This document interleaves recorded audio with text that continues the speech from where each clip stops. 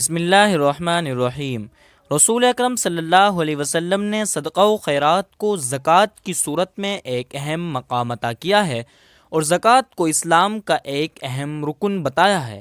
اسی طرح ایک حدیث میں صدقہ و خیرات کی اہمیت کو اجاگر کرتے ہوئے انہیں رب کے غضب و غصے اور بری موت سے بچاؤ کا ذریعہ بتایا گیا ہے۔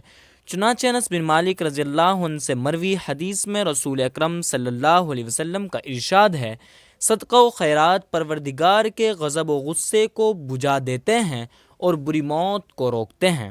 صدقے کی برکات کا ایک کرشمہ اس واقعے میں موجود ہے۔ ایک روز مصر کے وزیر اعظم نے ابن الفرات کو اپنے پاس بلوایا اور کہا، تیرا ناز ہو، تیرے بارے میں میری نیت کچھ صاف نہیں ہے، اس لیے ہمہ وقت میری یہی خواہش رہتی ہے کہ تجھے پکڑ کر قتل کر دوں اور تیری جائیداد پر قبضہ کر لوں، لیکن پھر میں خواب میں دیکھتا ہوں کہ تو ایک روٹی کے ذریعے سے مجھ سے اپنا بچاؤ کر لیتا ہے۔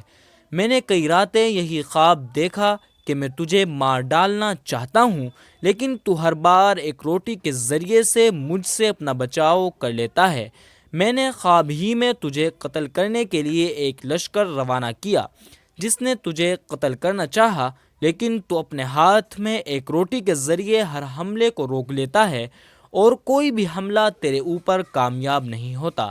ذرا مجھے بتاؤ کہ آخر یہ روٹی کا کیا قصہ ہے؟ ابن فرات نے عرض کیا، اے وزیر، جب میں بچہ تھا تو میری امی ہر رات میرے تکیے کے نیچے ایک روٹی رکھ دیا کرتی تھی۔ جب صبح ہوتی تو اسے میری طرف سے صدقہ کر دیتی تھی۔